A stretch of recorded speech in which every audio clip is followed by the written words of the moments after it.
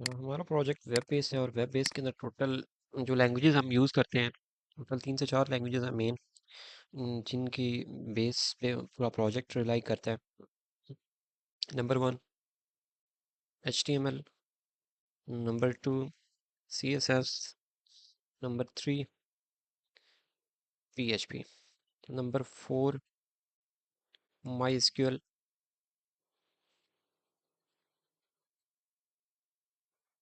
Database. Basically आपके project के अंदर ये 4 चीज़ें ऐसी हैं जो कि मोस्ट मोस्ट इम्पॉर्टेंट हैं। इनके बेस पे टोटली डेवलपमेंट होती है। डेवलपमेंट उसको कहते हैं जैसे कोडिंग आप करते हो, प्रोग्रामिंग करते हो, प्रोग्राम आप करते हो और आगे फिर उसकी आउटपुट आती है। अब हमारा प्रोजेक्ट वेब बेस है और वेब बेस के अंदर अमूमन वेबसाइट बनती है और वेबसाइट वेब पेजेस को मिला के बनती है। तो वेबसाइट की अगर सादा सी एप्लीकेशन या सादा सी डेफिनेशन रखी जाए कि या बोली जाए कि वेबसाइट क्या कहलाती है, तो हम ये कह सकते हैं कि a collection of web pages is called website. कि मुख्तलिफ वेब पेजेस का मजमूआ जो है वो वेबसाइट बनता है। मुख्तलिफ वेब पेजेस को मिला के हम एक वेबसाइट बनाते हैं। वेबसाइट कोई वन पेजर नहीं होती है, वन पेज भी होती है लेकिन उसमें फिर फ़र्क आ जाता है कंटेंट का। लेकिन अमूमन जो यही देखा गया कि उसमें 4 से 5 या 6 7 पेजेस होती हैं। उनमें कॉमन पेजेस क्या होते हैं? वेबसाइट के जो पेजेस होते हैं कॉमन, आप लोगों ने वेबसाइट को विज़िट किया होगा, मुख्तलिफ वेबसाइट विज़िट करते हैं, लाइक दराज की है, ऑनलाइन शॉपिंग के लिए हम यूज़ करते हैं। इसी तरह से हम अपनी वीजू की वेबसाइट यूज़ करते हैं, वर्चुअल यूनिवर्सिटी की। उसके अलावा डिफरेंट एक्टिविटीज़ हैं, अगर किसी की कोई इन्फॉर्मेशन लेना लेता है उसके जॉब के हिसाब से है, तो उसमें अमूमन आपके पास जो पेजेस होते हैं ना वो कुछ इस तरह से होते हैं। होम लिखा होता है, उसके बाद अबाउट लिखा होता है, उसके बाद कॉन्टैक्ट अस लिखा होता है, उसके बाद रजिस्टर लिखा होता है, उसके बाद जो है वो लॉगिन लिखा होता है। ये कुछ इस तरह से जो है ना, आपके पास ऑप्शन शो हो रहे होते हैं। एक मेन्यू बार होती है, नेविगेशन बार भी उसको कहते हैं, मेन्यू बार भी हम सादा लफ्ज़ों में उसको कहते हैं। तो अमूमन आप लोगों ने वेबसाइट विज़िट की होंगी, उनमें कुछ इस तरह से शो हो रहा होता है। ये जो यहाँ तक जो काम है ना, ये वाला अगर किसी वेबसाइट के ऊपर आपको हो कि जिसके अंदर सिंपल इस तरह से हो और कोई आपका इंस्ट्रक्शन ना हो, जस्ट आपके पास वो डाटा डिस्प्ले हो रहा हो। डिस्प्ले से मुराद ये है कि जैसे वर्चुअल यूनिवर्सिटी की वेबसाइट है, अब वेबसाइट आपने विज़िट की है, आप वहाँ से कोर्सेज देखते हो, वहाँ से जॉब की डिटेल देखते हो, वहाँ पे आप फैकल्टी मेंबर्स को देखते हो। मतलब अगर हम अपनी यूनिवर्सिटी की बात करें, इसकी हद तक रहें तो इसमें जो कैटेगरी आती है वेबसाइट की, उसको हम बोलते हैं स्टैटिक। वेबसाइट अमूमन 2 किस्म की होती है, एक होती है स्टैटिक, एक होती है डायनेमिक। स्टैटिक वो होती है जिसके अंदर यूज़र ने कोई इंटरेक्शन नहीं करना, जस्ट आपने डाटा डिस्प्ले करना है। जैसे कि कोई जॉब की वेबसाइट है, ओलेक्स की वेबसाइट होगी, या दूसरा ओलेक्स की तो नहीं कह सकते, रोजी डॉट पी के एस पी, या एन टी एस की वेबसाइट कह लें, या कोई ऐसी वेबसाइट जिससे जस्ट आप इंफॉर्मेशन हासिल करते हो, जिसमें आपकी ना तो रजिस्ट्रेशन हो, ना ही आपने कोई लॉगिन करना हो, ना ही आपने कोई ऐसा फंक्शन परफॉर्म करना हो, या डाटा आपने पोस्ट करना, उसको हम बोलते हैं स्टैटिक वेबसाइट। और डायनामिक जो वेबसाइट होती है उसमें आपकी रजिस्ट्रेशन भी हो, लॉगिन भी करना हो, जैसे दराज है, ये एक डायनामिक वेबसाइट है। आपका LMS है, ये एक डायनामिक वेबसाइट है। वेब एप्लीकेशन भी इसको बोलते हैं। फेसबुक है, ये डायनामिक एप्लीकेशन है, वेब एप्लीकेशन कहलाती है ये। बाकी मोबाइल पे तो हम ऑलरेडी जो यूज़ करते हैं वो इसका एंड्रॉयड या मोबाइल वर्जन होता है, लेकिन जो वेबसाइट हम लैपटॉप या कंप्यूटर में यूज़ करते हैं वो वेब वर्जन होता है और इसको हम बोलते हैं डायनेमिक। डायनेमिक का मतलब ये होता है कि यूज़र की इंस्ट्रक्शन सिस्टम के साथ होती है, कि यूज़र सिस्टम को रिक्वेस्ट देता है, रिक्वेस्ट फिर बैकएंड पे जाती है और बैकएंड से फिर डेटाबेस में होके सारी आती है। अब स्टैटिक की हद तक रहें तो जस्ट ये दो ऑप्शन आपके पास आ जाते हैं, HTML एंड CSS। और डायनेमिक पे चले जाएं तो फिर आपके पास ये सारी चीज़ें आ जाती हैं। इसमें क्या होता है, ये HTML CSS फ्रंट एंड कहलाता है। ये जो ये यूज़र का काम होता है कि यूज़र के पास ये डिस्प्ले हो रहा है। ये जो PHP है ये बैकएंड की कहलाती है, ये आपको फ्रंट एंड पे शो नहीं होती। PHP का कोड बैकएंड के लिए यूज़ होता है, और PHP के साथ इसका कनेक्शन होता है डेटाबेस का। PHP का कोड होता है और कोड का लिंक डेटाबेस के साथ होता है। यहाँ तक तो था एक शॉर्ट सा ओवरव्यू वेबसाइट के हवाले से कि वेबसाइट की कैटेगरीज क्या हैं, और लैंग्वेजेस फ्रंट एंड की कौन सी हैं और बैक एंड की कौन सी हैं। नेक्स्ट चलते हैं। नेक्स्ट अब हम आते हैं सबसे पहले जो हमारा मेन जो टॉपिक है, HTML। HTML क्या चीज़ है? HTML stand for hyper text markup language, इसको बोलते हैं। HTML एक ऐसी प्रोग्रामिंग लैंग्वेज है जो कि बेस है हर चीज़ की। मतलब अगर आप सीखना चाहें वेब डेवलपमेंट, तो वेब डेवलपमेंट में सबसे पहले आपको HTML सीखनी पड़ती है। विदाउट HTML आप वेब डेवलपमेंट नहीं सीख सकते। सेम इसी तरह से अगर आपने इंग्लिश स्पोकन कोर्स कोर्स करना हो, या उमूमन अंग्रेज़ी सीखनी हो, तो सबसे पहले हमें सिखाई जाती है ABC।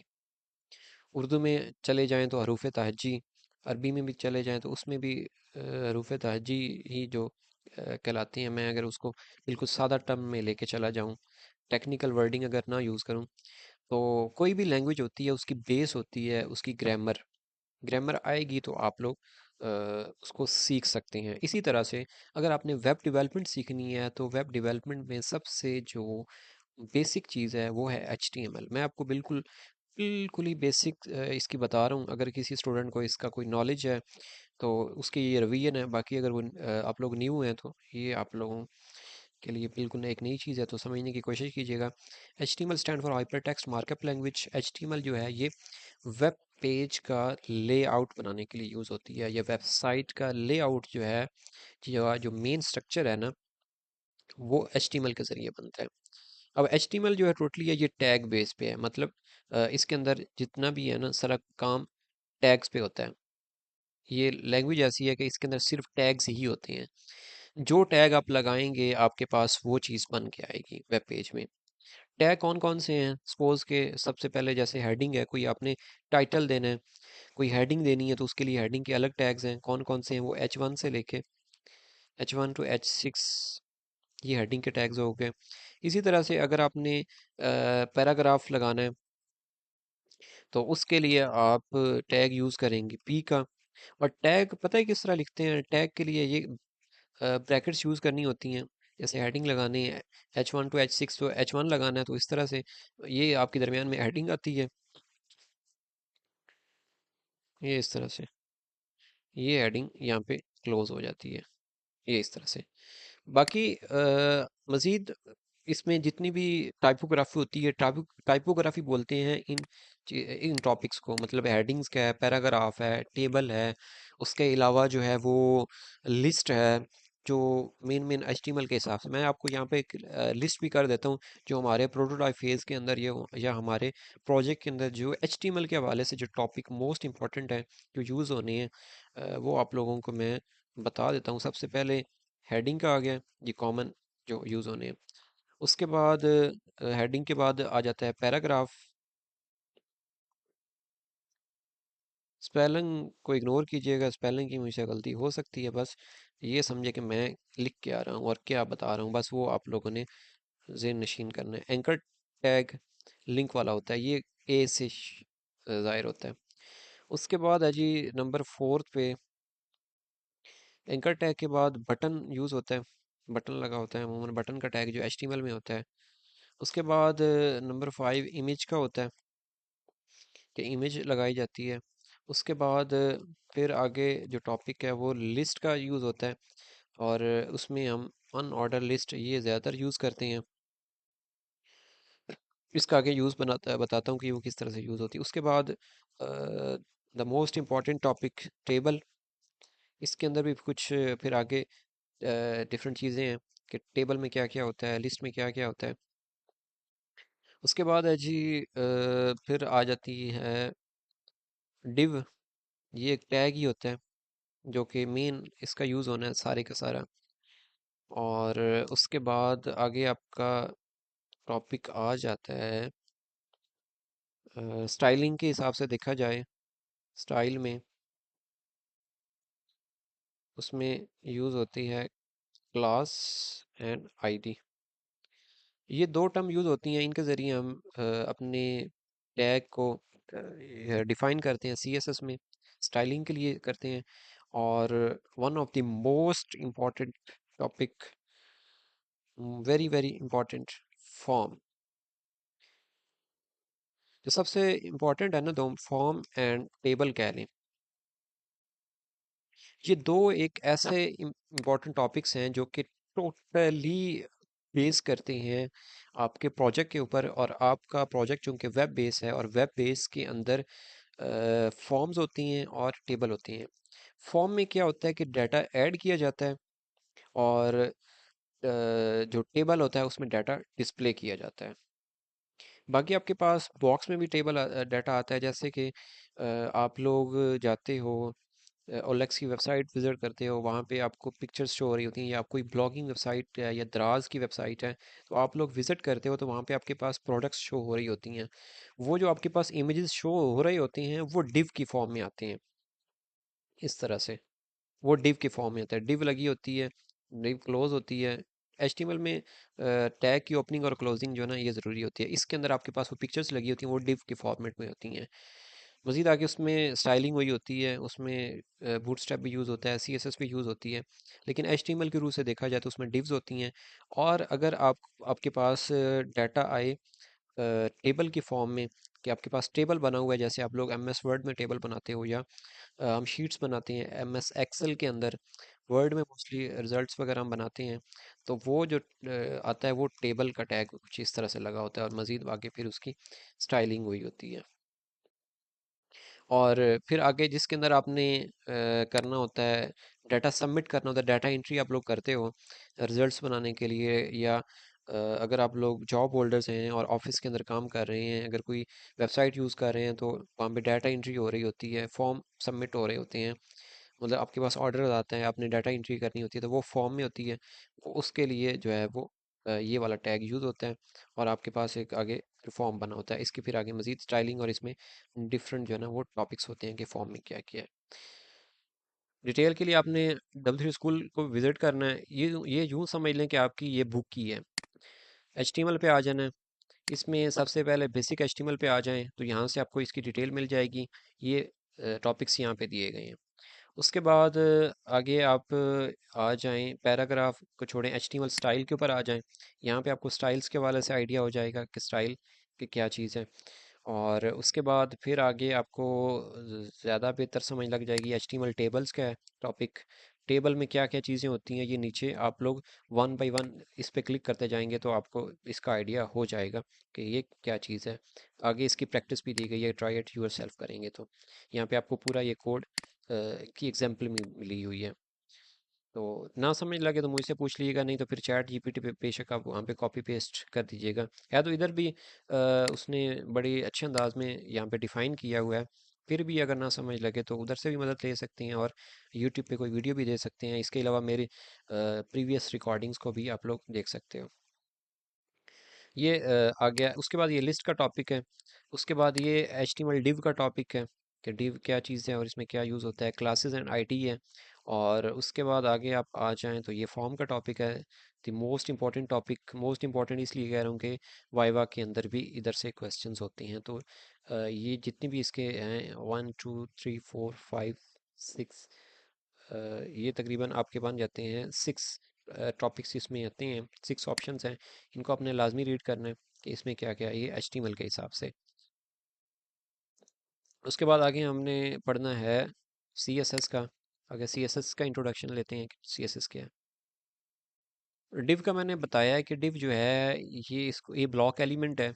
डिव HTML का टैग है, और ये वेब पेज की डिवीजन्स के लिए यूज़ होता है। डिवीजन्स किसको बोलते हैं कि आपने एक वेब पेज डिज़ाइन किया हुआ है, तो आप एक ही पेज में टेबल भी शो करवा रहे हो, एक पेज में आप पिक्चर्स भी शो करवा रहे हो, नेविगेशन बार भी शो करवा रहे हो, जैसे साइड बार आ रही होती है, सेम उसी तरह से जैसे आप लोग एलएमएस को लॉगिन करते हो, आपके एलएमएस पे क्या हो रहा है, एक साइड बार बनी होती है। एक लेफ्ट साइड पे वहाँ पे लिखा होता है स्टूडेंट सर्विसेज, वहाँ पे क्रेडिट बुक है। और दूसरी साइड पे आपके एक पहली बुक का नाम होता है, उसका एक बॉक्स बना होता है, फिर दूसरी बुक का। ये जो जितने भी बॉक्स और जो साइड बार बनी होती है ना, ये सारे के सारी ब्लॉक एलिमेंट्स कहलाती हैं। और ये सब कुछ एचटीएमएल की रूह से देखा जाए तो वो डिव के जरिए बना होता है। मेन इसका ये कॉन्सेप्ट है। ये जो पीछे बैकएंड पे जो कोडिंग हुई होती है ना, वो डिव की हुई होती है। वो जो जितने भी बॉक्स आपको सब्जेक्ट्स के या साइड बार शो हो रही होती है, वो डिव, वो पीछे डिव लगी होती है। बटन बनाने के लिए आपने क्या करना होता है कि यहाँ पे ये बटन लिखा, ये, और उसके बाद यहाँ पे जैसे ये होम लिख दिया, यहाँ तक ये HTML का बटन बन जाएगा।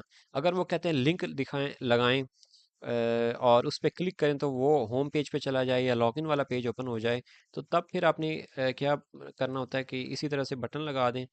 उसके बाद यहाँ पे एंकर टैग लगा दें, href, और यहाँ पे इक्वल का साइन, और यहाँ पे लॉगिन डॉट php होगा फाइल का नेम लॉगिन पे जाने के लिए। और यहाँ पे फिर आप वो होम या इस तरह का कुछ जो भी आपको बोला जाएगा टास्क, वो आप करके दिखाएंगे। यहाँ पे बटन को फिर आप क्लोज कर देंगे। ये मेथड होता है लिंक लगाने का। तो इसमें क्या इंपॉर्टेंट चीज़ें, HTML हम यूज़ करते हैं स्टाइलिंग के लिए। HTML हम यूज़ करते हैं लेआउट बिल्ड करने के लिए, वेब पेज का लेआउट बनाने के लिए। जब आप लेआउट बना लेते हो तो खाली लेआउट से आपकी वेबसाइट कंप्लीट नहीं होती है, तो उसके लिए आपको ज़रूरत पड़ती है स्टाइल के लिए। लाइक उसमें अपने बैकग्राउंड कलर यूज़ करना है, फॉन्ट कलर यूज़ करना है, हाइट विड्थ सेट करनी है, पैडिंग देनी है, मतलब आपने स्पेसिंग कहीं से बढ़ानी है, कहीं से आपने आपने अपने जो आपने डिव बनाई हुई हो या हेडिंग दी हुई हो उसकी अलाइनमेंट करनी है। किसी को आपने राइट साइड पे रखना है, किसी को लेफ्ट साइड पे रखना है, किसी को आपने टॉप पे ज़्यादा ऊपर लेके जाना है, किसी को आपने बैकग्राउंड कलर दे के आपने उसको जो है ना वो उसका अ, उसको बॉर्डर दे देना है। उसको अगर बॉर्डर रेडियस करना हो, मतलब कुछ डिफरेंट उसकी शेप बनानी हो, तो वो जितना भी शेप वाला है या कलरिंग वाला जितना भी आपने उसको जो है ना स्टाइल अप्लाई करने ना, जितना भी स्टाइलिंग वाला काम होगा, वो सारा काम होता है CSS में। अब CSS जो लैंग्वेज है, उसको CSS होती है stand for cascading style sheet. ये जो लैंग्वेज है, ये स्टाइल टोटली स्टाइल बेस है। इसके अंदर स्टाइल शीट बनती है जिसके अंदर जो है ना वो टोटल स्टाइलिंग की होती है कोड की। मतलब वहाँ पे आपने डिफाइन किया होता है कि आपने किस पे क्या चीज़ अप्लाई करनी है। टोटल इसकी जो टाइप्स होती हैं CSS की, इसकी 3 टाइप्स हैं। उसमें एक होती है इंटरनल CSS, दूसरी होती है एक्सटर्नल CSS, और तीसरी होती है इनलाइन। CSS की 3 टाइप्स होती हैं, इंटरनल, एक्सटर्नल और इनलाइन। इनलाइन CSS वो होती है कि अगर आपने कोई टैग लगाया हुआ है, जैसे कि आप आपने हेडिंग या बॉडी का टैग लगाया हुआ है, और आपने इसको देना है, इस पे अप्लाई करना है बैकग्राउंड कलर, तो इंटरनल CSS के अंदर क्या करते हैं कि यहाँ पे स्टाइल लिखा और डबल कोटेशन मार्क, यहाँ पे बैकग्राउंड डैश कलर, यहाँ पे रेड दे दिया या जो ब्लू या जो भी आपने बैकग्राउंड कलर दे दिया। ये आपकी इंटरनल CSS होती है। अगर आपने, सॉरी, ये होती है इनलाइन CSS, ये इनलाइन स्टाइलिंग होती है। अगर आपने उसको इंटरनल CSS देनी है, तो इंटरनल के लिए क्या होता है कि आपका जो हेड सेक्शन होता है ना HTML के अंदर, जो HTML का कोड होता है, उसमें आप स्टाइल लिखते हो, ये कोड देते हो, ये टैग लिया लगाया स्टाइल का, ये क्लोजिंग। अब यहाँ पे आप क्या करते हो कि अगर आपने डायरेक्ट बॉडी पे अप्लाई करना है या आपने कोई क्लास या आईडी डिफाइन करनी है, अगर तो आपने आईडी लगानी है तो ABC सपोज के इसके साथ डॉट ABC, मतलब जो क्लास होती है उसको डॉट के साथ शो करते हैं, और जो आईडी होती है उसको हम हैश के साथ। बैकग्राउंड डैश कलर, यहाँ पे रेड या सेमी कॉलन। उसके बाद अगर आपने डायरेक्ट ही टैग को अप्लाई करना है, मतलब आपने सिलेक्टर इसको बोलते हैं, टैग जो करते हो, जैसे अगर आप कहते हो कि जी मैंने टेबल लगाया हो, तो टेबल जहाँ जहाँ हो वहाँ वहाँ पे ये स्टाइल अप्लाई हो इसके बैकग्राउंड में। तो जी जहाँ जहाँ आपका टेबल लगा होगा ना, वहाँ पे ये कलर अप्लाई हो जाएगा यहाँ पे। ये आपकी कहलाती है इंटरनल सीएसएस। और अगर आईडी लगी हुई है तो आईडी का कुछ इस तरह से होता है, हैश एक्स वाई जी। मैं कुछ मतलब ये फर्जी नाम दे रहा हूँ, इसमें जो आईडी और क्लास आप डिफाइन करते हो ना, ये डिफरेंट उसके नाम होते हैं। मतलब क्लास के ये आपने अपनी मर्जी से रखना होता है। तो इसमें सीएसएस में ये कहलाती है क्लास। ये ओवरऑल जितना भी ये वाला जो होता है ये इंटरनल सीएसएस कहलाती है यहाँ तक। ये इंटरनल सीएसएस, ये आगे उसकी जो सीएसएस की कोडिंग है उसमें ये क्लास डिफाइन की होती है। जहाँ जहाँ पे आप एबीसी की क्लास अप्लाई करोगे वहाँ पे ये बैकग्राउंड रेड होगा। वो किस तरह से अप्लाई होती है, जैसे कि अगर आप कहते हो कि जी मैंने ये टेबल को बैकग्राउंड कलर रेड देना, तो उसमें आप क्या करते हो, टेबल और यहाँ पे क्लास लिखा। अगर HTML और CSS की बात हो रही हो तो यहाँ पे आपने ABC लिख देना है। ये जहाँ जहाँ जो कलर यहाँ पे अप्लाई अपने डिफाइन किया होगा वो यहाँ पे अप्लाई हो जाएगा टेबल पे। तो आपने टेबल को क्लोज भी लाजमी करना है ताकि उसको पता चले कि यहाँ कहाँ तक टैग है ये वाला। ये आपकी होगी क्या उसको बोलते हैं, क्लास। उसके बाद अगर आपने देना हो, आपने आईडी देनी है, तो यहाँ पे आपने आईडी लिख देना होता है। जो आईडी आपने डिफाइन की होती है वो आपकी ये आ जाती है। उसके बाद अगर आपने बगैर कुछ किए करना हो, मतलब आपने कुछ भी नहीं दिया हुआ है, तो आपने सिंपल किया है, ये इस तरह टैग लगा होगा और नीचे इस तरह से ये स्टाइल अप्लाई होते हैं। ये सिलेक्टर कहलाता है, ये क्लास कहलाती है और ये होती है ID. ID one time use होती है और क्लासेस मल्टीपल होती हैं। जैसे यहाँ पे ए बी सी है, एक्स वाई जी है, उसके बाद ए बी वाई है, जेड वाई है।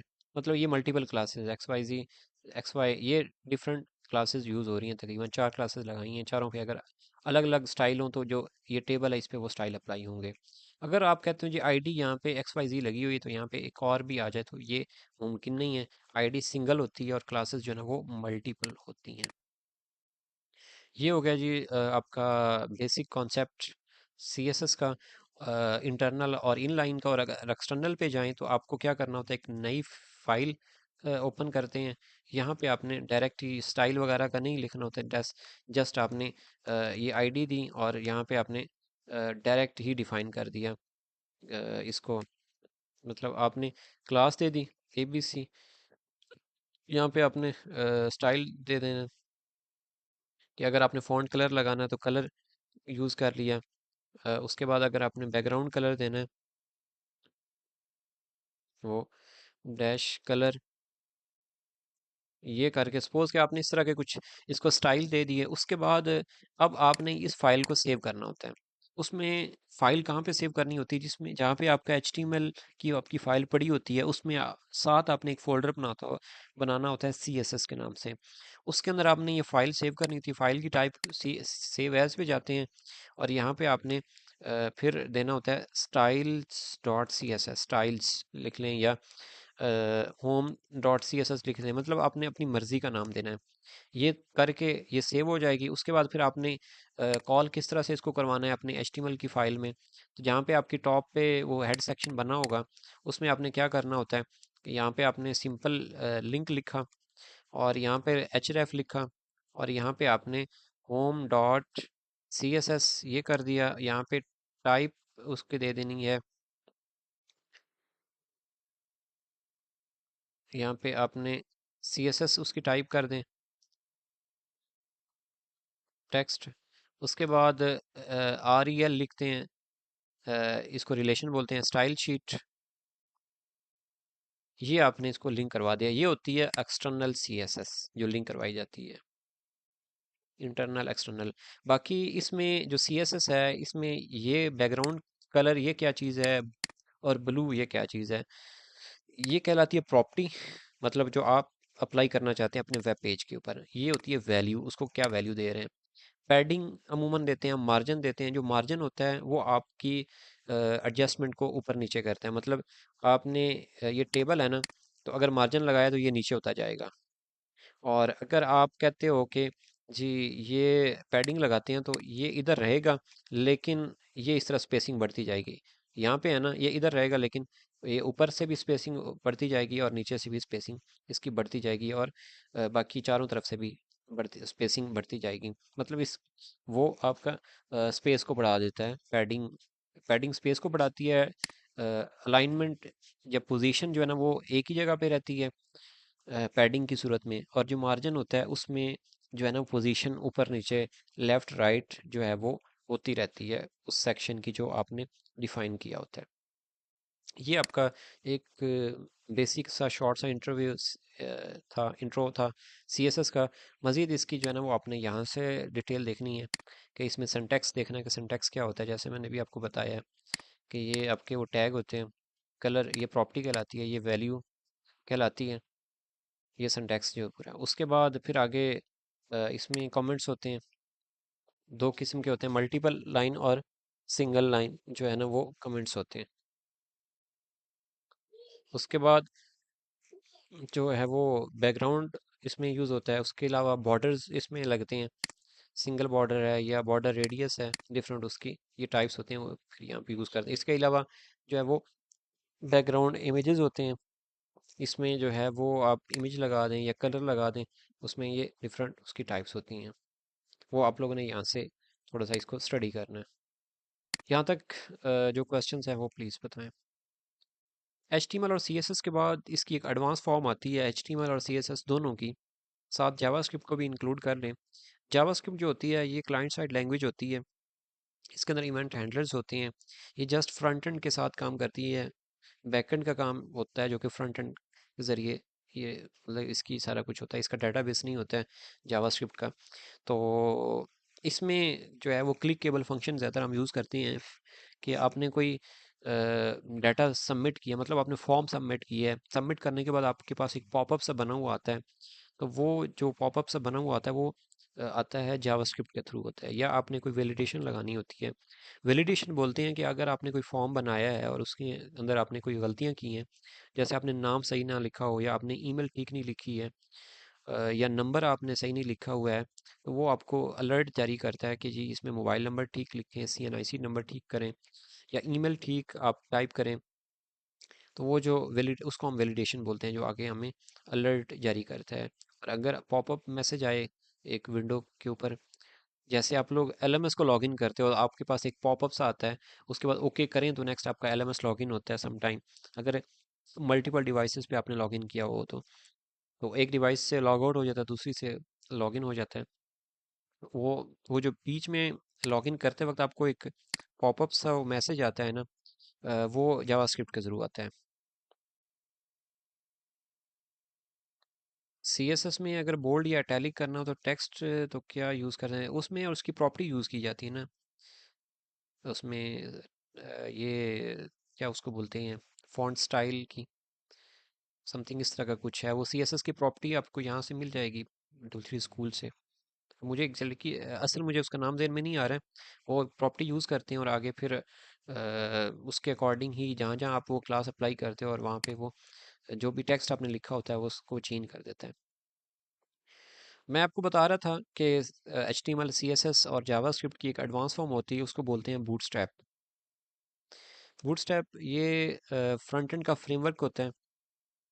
जिस तरह बैक एंड के फ्रेमवर्क्स होते हैं इसी तरह से फ्रंट एंड का फ्रेमवर्क होता है, इसको फ्रेमवर्क बोलते हैं। ये किस किस चीज़ का मजमू है, HTML plus CSS plus JavaScript, ये तीन चीज़ों को मिला के बनता है HTML CSS एंड जावास्क्रिप्ट। इसके अंदर क्लासेस होती हैं, प्री बिल्ट क्लासेस होती हैं बूटस्ट्रैप के अंदर। जस्ट आपने क्लास देनी है और आपके पास डिज़ाइन बना हुआ आ जाता है। उसके अलावा इसका यूजेज जो है वो रिस्पॉन्सिव वेबसाइट्स के लिए होता है। रिस्पॉन्सिव वेबसाइट्स कौन सी होती हैं? ऐसी वेबसाइट्स जो हर डिवाइस पे ओपन हो जाए, मोबाइल के ऊपर ओपन हो, लैपटॉप के ऊपर ओपन अपनी करनी हो, और या आप के पास कोई बड़ी स्क्रीन लगी हुई है उस पे ओपन करनी हो, तो वो उसको हम बोलते हैं रेस्पॉन्सिवनेस। मोबाइल पे अगर आप ओपन करना चाहते हैं, अभी जैसे सितारा आप पहले CSS की बात कर रही थी, मीडिया क्यूरीज की, तो अगर बूटस्ट्रैप की अगर बात की जाए तो वो बूटस्ट्रैप के ज़रिए बगैर मीडिया क्यूरीज के ज़रिए रिस्पॉन्सिवनेस को हम हैंडल कर सकते हैं। उसके अलावा जो है वो इसमें और क्या क्या होता है, इसमें इसको अप्लाई करने के लिए दो मेथड होते हैं इसके। अगर आपने कोडिंग करनी है, एक होता है कि आपने बूटस्ट्रैप को डाउनलोड करना होता है, getbootstrap.com वेबसाइट का नाम है, वहाँ से आप इसकी फ़ाइल डाउनलोड करते हैं और उसके बाद फिर इसको अप्लाई करते हैं। दूसरा इसका मेथड होता है CDN का। CDN अप्लाई कर लें वो ज़्यादा बेस्ट रह जाता है, उसके लिए शर्त ये होता है कि आपके पास इंटरनेट मौजूद हो। वो आपको कहाँ से मिलता है? आप W3 स्कूल वेबसाइट पे आते हैं, यहाँ पे आके बूटस्ट्रैप पे क्लिक करते हैं। बूटस्ट्रैप पे क्लिक करके फ़िलहाल B3 को देख लें। B3 में ही यहाँ पे इंट्रोडक्शन इसका दिया गया है। पहले को इसको क्लिक कर लें। ये आपका CDN होता है।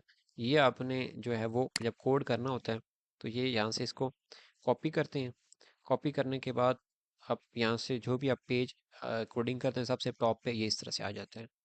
बाकी वेब पेज डिज़ाइन करने के लिए जिस तरह से पहले आप HTML वगैरह के टैग स्टार्टिंग में लगाते थे, HTML हेड, फिर टाइटल, फिर बॉडी, तो बूटस्ट्रैप के अंदर अगर आपने वेब पेज डिज़ाइन करना तो उसके लिए बाय डिफ़ॉल्ट जो क्लासेस होती हैं वो div इसमें यूज़ होता है। सारा काम div का होता है। इसमें कंटेनर, उसके बाद फिर रो होती है,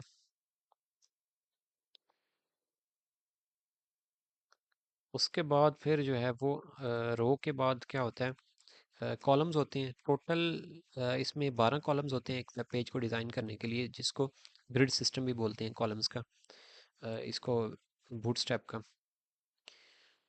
LG ये मतलब कि लॉन्ग डिवाइसेस के लिए होते हैं। इसमें आगे फिर टाइप्स भी दी गई हैं, ये तीनों फिर क्लोज भी करनी होती हैं, ज़रूरी है।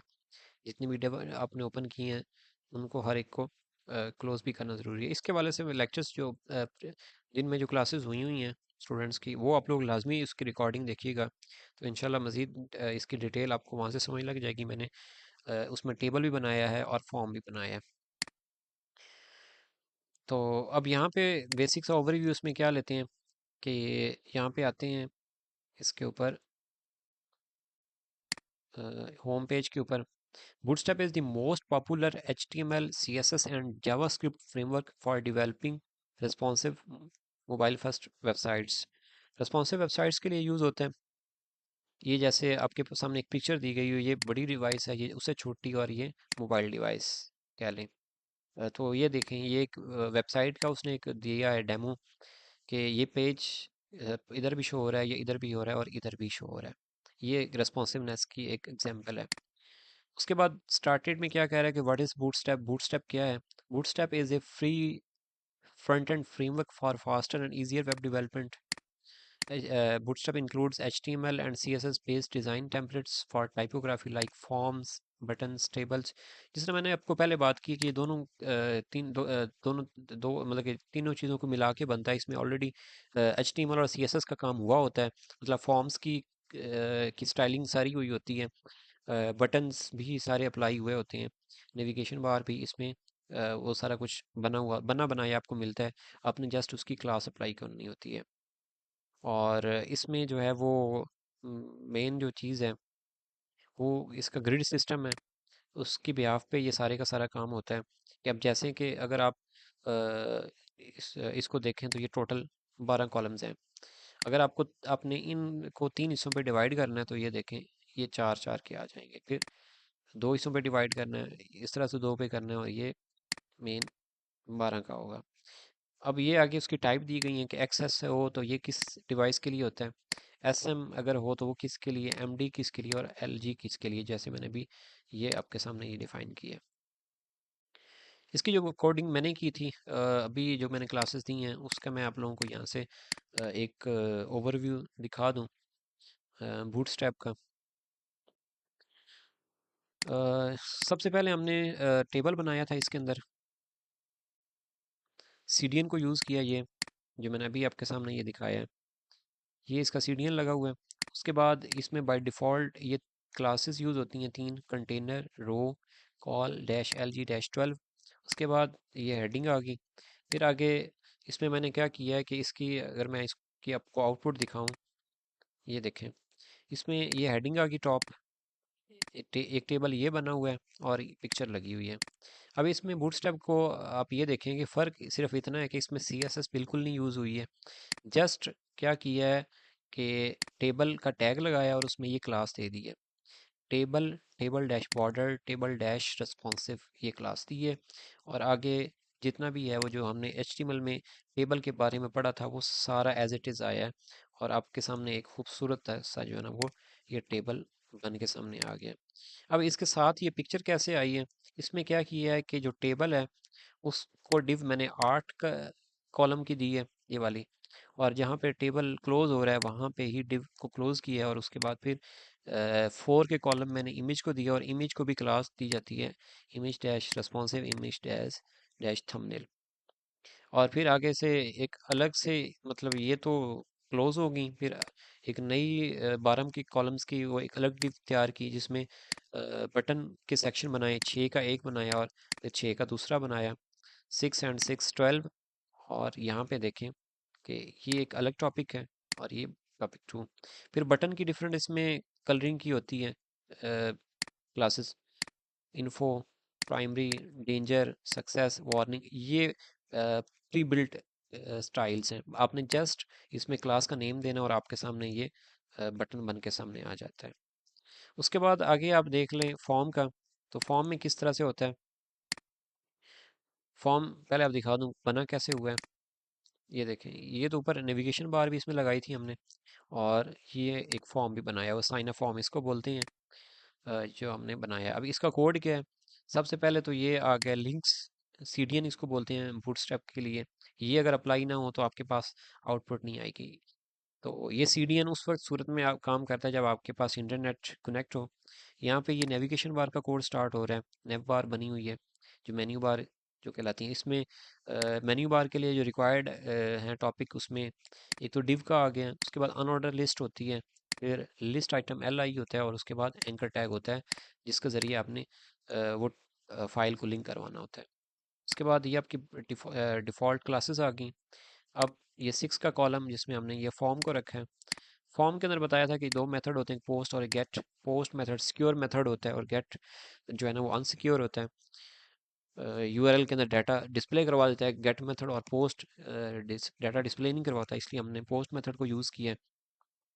बाकी यहाँ पे फॉर्म में हमने क्या किया है, फॉर्म डैश ग्रुप एक ये क्लास लगा दी, और फॉर्म डैश कंट्रोल ये दूसरी क्लास लगा दी है फॉर्म के लिए। ये फर्स्ट सेक्शन नेम का, ईमेल का, mobile, password, city, date of birth, हर एक की डिफरेंट टाइप है, लेकिन बूटस्ट्रैप की क्लास सेम है सबके लिए सिवाय बटन के। बटन के ऊपर हमने BTN डैश सक्सेस की क्लास दी है, BTN डैश ब्लॉक, जो कि पूरे इस सेक्शन जहाँ तक आपकी इनपुट फील्ड है उसके बराबर ये आ रहा है।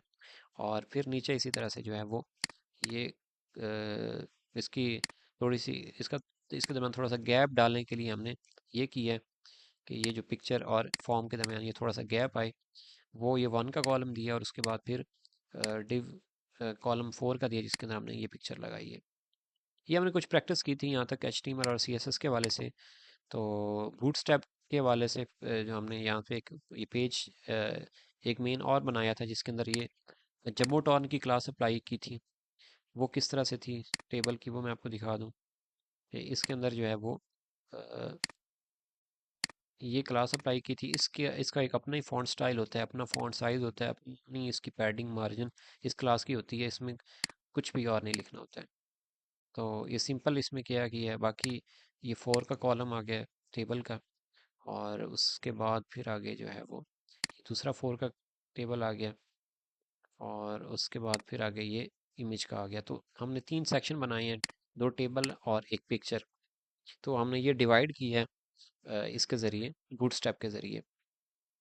तो बूटस्ट्रैप में जो मेन आपको बताऊं, एक तो CDN इसका यूज़ होता है और दूसरे नंबर पे इसकी क्लासेस होती हैं। तो क्लासेस के लिए आपको कहाँ से पता चलेगा क्लासेस की कौन कौन सी करने वाली आपकी है, जो मेन इंपॉर्टेंट टॉपिक्स हैं, जो सेम मैंने आपको टॉपिक्स बताए थे HTML के, बूटस्ट्रैप में भी वही टॉपिक्स हैं।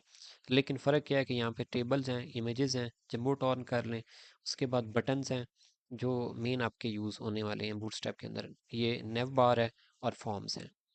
बाकी जो चीज़ें इनकी आप लोग रीड कर लीजिए इसको, लेकिन जो मोस्ट इम्पॉर्टेंट है उसमें एक ग्रिड सिस्टम को देख लें, टाइपोग्राफी को भी देख सकते हैं, उसके बाद टेबल का इम्पोर्टेंट है, इमेजेस का है, जंबो टॉर्न का देख लें, ये B S button important topic है, उसके बाद बी एस यहाँ पे नेव बार इम्पोर्टेंट है, बी एस फॉर्म्स इम्पोर्टेंट है। ये आपके जो है ना वो लिस्ट ग्रुप को भी देख सकते हैं, लेकिन जो इम्पोर्टेंट टॉपिक्स हैं, B S forms, B S nav bar, B S table, B S buttons, DS images, ये आपके मोस्ट इम्पॉर्टेंट टॉपिक्स हैं बूटस्ट्रैप के हवाले से। इसको यहाँ से लाजमी रीड कीजिएगा, और जो प्रीवियस मैंने आपको दी हुई है रिकॉर्डिंग, उसको भी लाजमी कीजिएगा। तो बाकी कल इंशाल्लाह हम डिस्कस करेंगे पीएचपी को। यहाँ तक हमने जो आज एक शॉर्ट सा ओवरव्यू लिया है एचटीएमएल से लेके बूटस्ट्रैप तक। सबसे पहले एचटीएमएल को देखा कि एचटीएमएल में क्या क्या होता है, उसके बेसिक टैग्स या उसमें जो मेन हमारे टॉपिक्स कौन कौन से हैं। उसके बाद फिर हमने छोटा सा ओवरव्यू लिया सीएसएस का। सीएसएस के अंदर हम रेगुलर बेसिस पे क्या क्या चीज़ें यूज़ करेंगे, और उसके बाद फिर हमने थोड़ा सा टच लिया है इसको बूटस्ट्रैप को, कि बूटस्ट्रैप क्या चीज़ है, बूटस्ट्रैप के अंदर क्या यूज़ होता है कि जिससे ये बूटस्ट्रैप की स्टाइलिंग अप्लाई हो जाए, और बूटस्ट्रैप के अंदर कौन कौन सी ऐसी क्लासेस हैं जो कि हमारे टॉपिक्स के अंदर यूज़ होंगी, और फिर आगे उनका यूजेज क्या है। जैसे बटन्स हैं तो बटन्स की डिफरेंट टाइप्स हैं, लाइक इन्फो है, प्राइमरी है, सक्सेस है, कौन सी हम उसमें क्लास अप्लाई करेंगे तो आगे हमारे पास वो आउटपुट बन के आएगी। अब आप लोग क्वेश्चंस पूछ सकते हैं, जो भी आप लोगों के इस हवाले से हैं डाउट्स, वो क्लियर करें।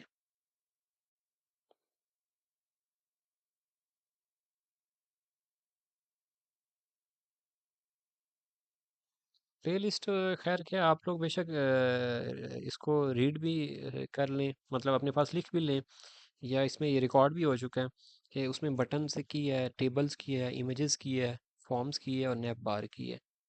ये मेन इंपॉर्टेंट टॉपिक्स हैं, बाकी आपने इनको इधर से रीड करना है।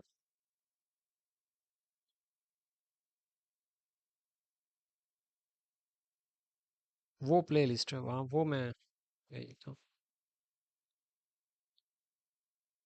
बूटस्ट्रैप को कनेक्ट नहीं करना होता है, बूटस्ट्रैप का सीडीएन यूज़ करना होता है। सीडीएन यूज़ करने अलग से डाउनलोड करेंगे तो उसमें आपके पास वो सही नहीं अप्लाई होना है। आप सीडीएन कंटिन्यू करें। सीडीएन का मैंने बताया कि डब्ल्यू स्कूल से आपको लिंक्स मिलेंगे। जी, मैंने अभी सामने करके दिखाया ना, ये डब्ल्यू स्कूल वेबसाइट पे आया हूँ ना। वेबसाइट पे आके बूटस्ट्रैप पे क्लिक किया, बी3 पे क्लिक किया, ये होम पेज है, ये पहला ही बीएस होम पे आया। यहाँ पे ये ट्राई एट यूर सेल्फ पे क्लिक किया, और यहाँ से ये उठा लिया, इसको सिलेक्ट किया और कॉपी कर लिया ये सारा। यहाँ तक ये दो स्क्रिप्ट हैं और एक सीएसएस का, यहाँ पे इसको कॉपी किया और यहाँ पे इधर ये पेस्ट कर दिया। ये बूटस्ट्रैप हर फाइल के अंदर एक दफ़ा अप्लाई करना लाजमी है। जब भी आप बूटस्ट्रैप अप्लाई कर रहे होते हो, अगर कोई नई फाइल है तो उसके अंदर अप्लाई करना ज़रूरी होता है।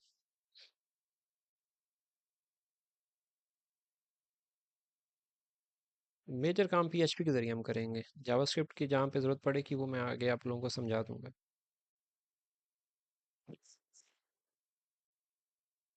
जी, और किसी ने कुछ पूछना था?